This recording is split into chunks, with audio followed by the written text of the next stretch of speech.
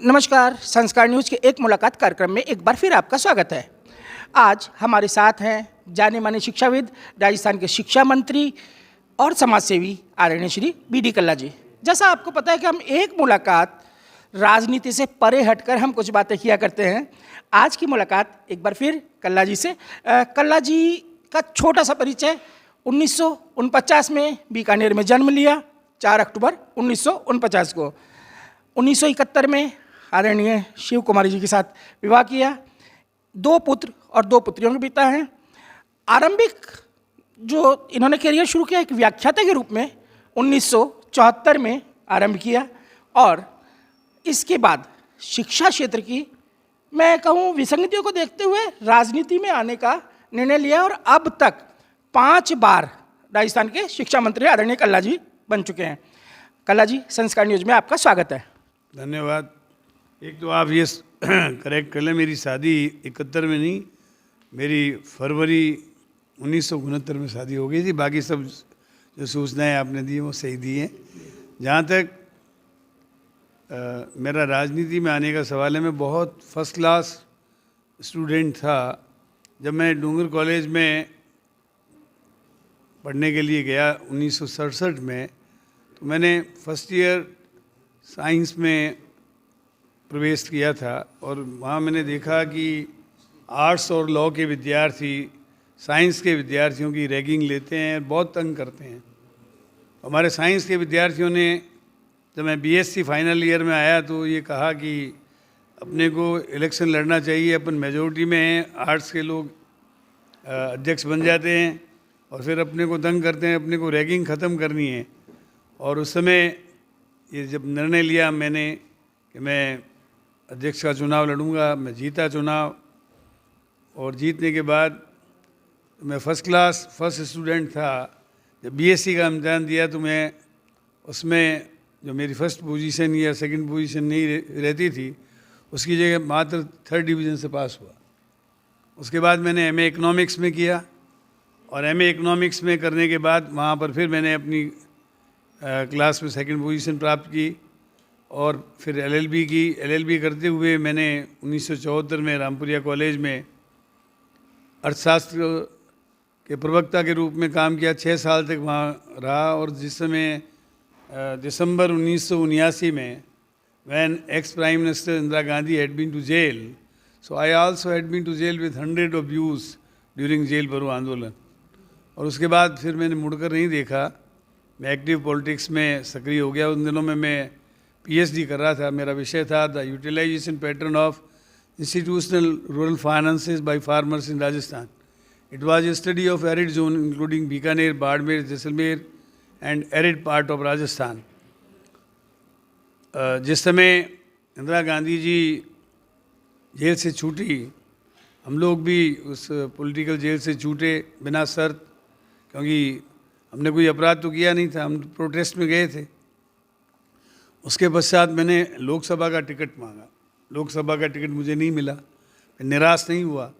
उसके 6 महीने के अंदर अंदर जब विधानसभा का चुनाव हुआ तो मुझे जून 80 में टिकट मिला और मैं एमएलए बना और एमएलए बनकर पहले हाउसिंग बोर्ड का चेयरमैन बना और 81 में मैं डिप्टी मिनिस्टर संस्कृत एजुकेशन का मुझे इंडिपेंडेंट चार्ज मिला। और उसके बाद आप ने देखा होगा कि मैं 1982 में I was state minister for higher education, state minister for tourism, art and culture. और उसके बाद मुड़कर मैंने देखा नहीं, मैं एक्टिव पॉलिटिक्स में आ गया मैंने। और चूंकि मैं एजुकेशन का मिनिस्टर था तो मैंने मॉरली उसको नहीं किया। फिर उसके बाद मैंने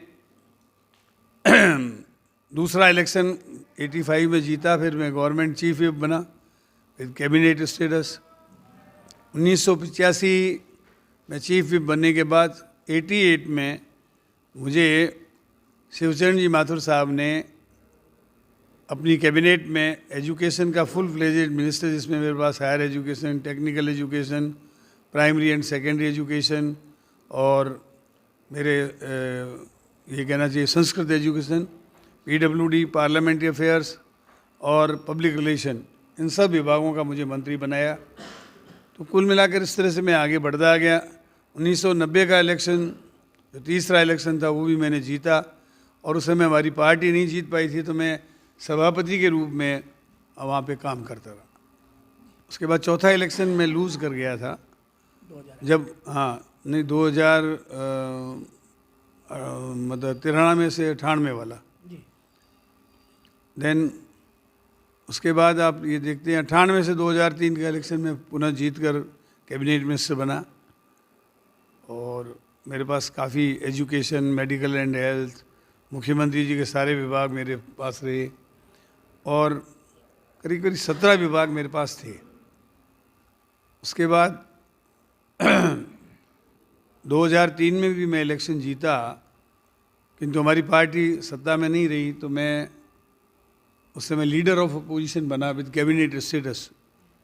देन मैं अपनी पार्टी का अध्यक्ष बनाया गया, तो उसमें भी करीब करीब 2 साल 6 महीने तक मैंने काम किया, और 1 वर्ष तो ऐसा रहा करीब करीब जिसमें मैं पीसीसी प्रेसिडेंट और सीएलपी लीडर दोनों रहा। तो कुल मिलाकर के अच्छी इनिंग मैंने खेली है।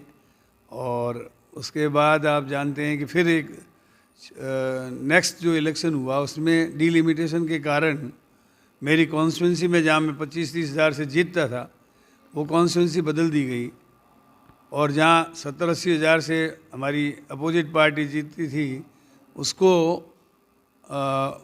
उस कॉन्स्टिट्यूंसी के वोटों को मेरे साथ जोड़ दिया गया, और फिर मेरे बहनोई को मेरे सामने खड़ा कर दिया, गोपाल जोशी जी को, जो कांग्रेस के उपाध्यक्ष थे। जी बीच में टोकना चाहूँगा, क्योंकि आरोप लगते रहे, इसलिए मैं क्षमा चाहूँगा पूछते हुए कि कहा जाता है जंग अपनों से अगर हो तो हार जाना चाहिए, ऐसा तो कुछ नहीं था ना?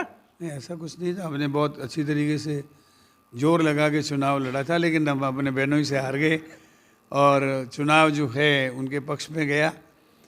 उसके बाद वाले इलेक्शन को भी मैंने लूज़ किया, लेकिन इस बार जो है लोगों ने महसूस किया कि बीकानेर और राजस्थान में मेरी आवश्यकता है, तो मैं ये छठा इलेक्शन फिर बड़ी मेजोरिटी के साथ जीता हूँ, और आप देख रहे हो कि उसके बाद लगातार सेवा कर रहा हूँ। बीच में भी जब मैं इलेक्शन लूज़ कर गया था, तो मेरी पार्टी ने और हमारे माननीय मुख्यमंत्री जी ने मेरा उपयोग लिया, मुझे स्टेट फाइनेंस कमीशन का चेयरमैन बनाया और कैबिनेट स्टेटस दिया। मेरी सेवाओं को मेरी पार्टी बराबर लेती रही। इस बीच में मैं यूपीए सेकंड में बिहार और यूपी इन दोनों की स्क्रीनिंग कमेटी का मेंबर रहा, लोकसभा की टिकट बांटने की कमेटी का, और दिल्ली के 7 सीटों का ऑब्जर्वर रहा। मैं बिहार और हिमाचल प्रदेश का पीआरओ भी इस बीच में रहा हूँ। तो कुल मिलाकर पार्टी ने मेरा पूरा उपयोग लिया है, और आगे भी मेरी चेष्टा रहेगी, जो भी मुझे काम मेरी पार्टी और मेरे नेता देंगे उसको मैं सिंसियरिटी और लॉयल्टी के साथ करूँगा। एक ऊर्जावान ऊर्जा मंत्री के रूप में आपने राजस्थान को बहुत अच्छी सेवाएं दी। आज भी ऊर्जा मंत्री का जो आपका कार्यकाल है वो याद किया जाता है, तो क्या जो नवाचार आपने ऊर्जा क्षेत्र में किए, कुछ जानकारी?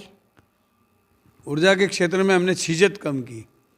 राजस्थान में बिजली की जो छीजत होती थी उसको रोकने के लिए कदम उठाए, और आपको जानकर खुशी होगी कि हमारे अजमेर जो कंपनी है उसमें कम से कम 2.25 से 3% छीजत हमने कम की, और पूरे राजस्थान में लगभग 2.45% छीजत कम की। 1% छीजत कम होती है तो 350 करोड़ रुपए की बचत होती है, तो छीजत कम करने का काम किया। इसके अलावा 3000 मेगावाट नई बिजली का जनरेशन किया। इसके अलावा आने वाले वक्त में हम 2024 से पहले 30,000 मेगावाट बिजली जो है वो सोलर ऊर्जा के रूप में पैदा कर लेंगे। ऐसे अनेक काम बिजली के क्षेत्र में हमने किए, और मैं समझता हूँ कि 15 से अधिक ज़िलों में हमने दिन में बिजली देना शुरू कर दिया, और अगले 2 सालों में पूरे राजस्थान के किसानों को हम दिन में बिजली दे देंगे। सोलर प्लांट के ऊपर भी अभी बहुत अच्छा कार्य चल रहा है। आप लोगों के सहयोग से अगर ये सोलर पे अगर किसानों को और अन्य जो घरों में बिजली लगा रहे हैं उन लोगों की सहायता, कोई सरकार की अगर अच्छी सी योजना निकले तो काफ़ी लोग इसको प्रोत्साहन देंगे।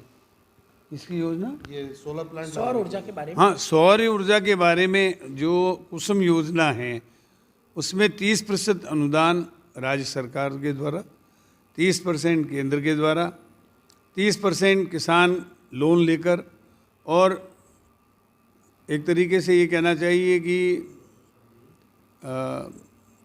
बाकी जो पैसा है वो किसान को 10% अपने पास से लेना, 30% का लोन मिल जाएगा तो उसको 10% पैसा अपने स्वयं की जेब से खर्च करना पड़ेगा। ये अच्छी स्कीम है, लेकिन इसमें बैंकें कोलेटरल सिक्योरिटी मांगती है और कोलेटरल सिक्योरिटी किसान दे नहीं पाता। इसके कारण से इस योजना को इम्प्लीमेंट करने में दिक्कतें आ रही थी। मैंने अपने सीतारमन जी जो इनकी मंत्री हैं उनको कई बार ये कहा है कि हमारे R.K. सिंह जी को भी बोला है जो ऊर्जा मंत्री हैं, यदि इस योजना को इम्प्लीमेंट करना है तो आपको किसानों से कोलेटरल सिक्योरिटी नहीं मांगनी चाहिए। इसके अलावा जो किसान अपने खेत में स्वयं अथवा किसी को लीज पे देकर बिजली पैदा करना चाहते हैं 1 मेगावाट या 2 मेगावाट, इसमें भी राजस्थान ने पहल की और हमने कोटपुतली में सबसे पहला 1 मेगावाट बिजली का संयंत्र लगाया। इसमें भी बैंकें जो हैं उसको बैंकों को अपनी नीति को बदलना चाहिए ताकि किसानों से कोलेटरल सिक्योरिटी के बिना मांगे वो उनकी ज़मीन पर ऋण देकर यदि इस काम को करेंगे तो निश्चित रूप से सोलर एनर्जी का उत्पादन किसानों के माध्यम से अधिक बढ़ पाएगा। बहुत अच्छा लगा। आज हम मुखातिब हैं शिक्षाविद, शिक्षा मंत्री। एक शिक्षा मंत्री जब शिक्षाविद होता है तो वो शिक्षकों की समस्याओं को ज़्यादा अच्छे तरीके से जान पाता है। आपने किन समस्याओं को जाना और उनके निदान के लिए मैं जानना चाहूँगा कि क्या उपाय किए?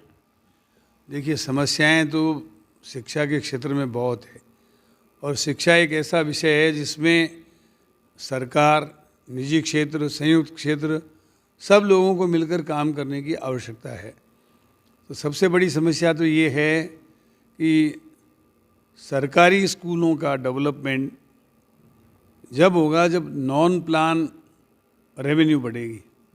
नॉन प्लान रेवेन्यू बिल्कुल नहीं बढ़ती है। मुझे याद है हम जब बचपन में छोटे थे तो उस समय गांव के स्कूल भी 1 रुपया, 2 रुपया, 5 रुपया फीस देते थे, लेकिन अब सारी स्कूलें तो फ्री है, फीस कोई हम लेते नहीं हैं और पढ़ाई हम चाहते हैं कि कॉन्वेंट स्कूलों की तर्ज पर हो और उससे भी बेहतर हो। तो कुल मिलाकर पे हम सब लोगों को इस बात पर मंथन करना होगा कि कुछ नॉमिनल एक तरीके से नॉन प्लान रेवेन्यू स्कूलों की बढ़नी चाहिए, तब अच्छी शिक्षा हम दे पाएंगे। कुछ बात निजी क्षेत्र के विद्यालयों के बारे में। बहुत अच्छा लगा आदरणीय शिक्षा मंत्री जी, निजी क्षेत्र के जो विद्यालय हैं अक्सर ये सुनने में आता है कि जो विद्यालय संचालक हैं वो अपनी मनमानी चलाते हैं छुट्टियों को लेकर, वेतन भार को लेकर के। क्या निजी क्षेत्र के शिक्षकों के लिए कोई योजना? हमारे चुनाव घोषणा पत्र में एक प्राधिकरण बनाने की बात है। वो प्राधिकरण इस बात के बारे में बनेगा कि निजी स्कूलों की जो भी समस्याएं हैं शिक्षण से संबंधित, फीस से संबंधित अथवा उनके संचालन से संबंधित, शिक्षकों के पेमेंट के बारे में, वो प्राधिकरण सुनकर उनको न्याय देगा और उस प्राधिकरण का गठन मैं समझता हूँ बहुत शीघ्र माननीय मुख्यमंत्री जी आने वाले समय में कर पाएंगे। एक राजनीति से अलग हटकर आज हमने एक आपका रूप और देखा। एक छोटी सी बोध कथा अगर हमारे दर्शकों के लिए आप सुना पाएं। बोध कथा में तो देखिए ऐसा है कि शिक्षा जो है हर व्यक्ति के पढ़ने का माध्यम है। मैं आपको बताऊं, एक आरुणी नाम का व्यक्ति था जिसको अपन मारवाड़ी में बोलें तो ठट्ठे भिंडी ठोठ था, यानी बहुत ही एक साधारण किस्म का व्यक्ति था जिसको पढ़ने का बिल्कुल ख्याल ही नहीं था, लेकिन वो गुरु भक्त था। और गुरु भक्त था तो एक दिन गुरुकुल में पढ़ते थे लोग, पहले गुरुकुल में पढ़ते पढ़ते एक दिन क्या देखते हैं कि बहुत ज़ोर की बरसात हुई। आरुणी का को ये बताया गया कि तुम्हें अपने खेत की रक्षा करनी है, खेत में बाढ़ नहीं आए, इसकी वहाँ पे ड्यूटी लगी हुई थी। वो खेत में बरसात आई, गुरुजी के खेत में पानी भर गया, एक छेद था, उसके आगे सो गया वो। पानी तो रुक गया लेकिन वो बेहोश हो गया। शाम को सारे बच्चे आ गए, अरुणी नहीं आया। तो वहाँ पे उन्होंने जाकर के कहा अरुणी नहीं है, उसको ढूंढने निकले तो पता लगा कि बहुत ज़ोर की बारिश आने के कारण खेत में 2-3 फीट पानी आ गया है और अरुणी जो है उस पर छेद के पास सोया हुआ है। तो गुरुजी गए, उनका शरीर में पानी वानी भर गया था, उसको निकाला और उसको ऐसा आशीर्वाद दिया कि अरुणी जो है सर्वश्रेष्ठ विद्यार्थी बन गया। तो विद्या के क्षेत्र में मैंने देखा है कि अभिभावकों के दिए हुए संस्कार और गुरु का आशीर्वाद, ये दोनों बहुत काम करते हैं। मुझे याद है मैं बचपन में जब पढ़ता था तो बाकी विद्यार्थी ट्यूशन पे जाते थे, मैं गुरुजी के यहाँ पढ़ता था, मेरे से वो ट्यूशन फीस नहीं लेते थे। मैंने एक दिन गुरुजी से कहा मेरे से ट्यूशन फीस क्यों नहीं लेते? कि तू गुरुजी की सेवा बहुत करता है। मैं उनके मतलब क्या घर का पानी भर देता था, गुरुजी के पैर दबा देता था, मार जाऊँ के स्कूल हुआ करते थे। तो उन्होंने कहा तू मेरा अरुणी है। मुझे ये बहुत कथा अभी भी याद है और वो कथा सुनाते थे। और जब मैं 10वीं की परीक्षा में बैठा तो मेरे 98% मार्क्स आई। ये सब गुरुजी का आशीर्वाद था। आज विद्यार्थियों के लिए, अभिभावकों के लिए, शिक्षकों के लिए संस्कार न्यूज़ आपका एक संदेश चाहेगा। संदेश यही है कि खूब पढ़ो, आगे बढ़ो, अस्त रहो, व्यस्त रहो, मस्त रहो, स्वस्थ रहो और उत्तरोत्तर प्रगति करते रहो। ये थे राजस्थान के शिक्षा मंत्री आदरणीय श्री डॉक्टर बी.डी. कल्ला जी। अगली एक मुलाकात में एक बार फिर आपसे मुखातिब होंगे, तब तक के लिए धन्यवाद।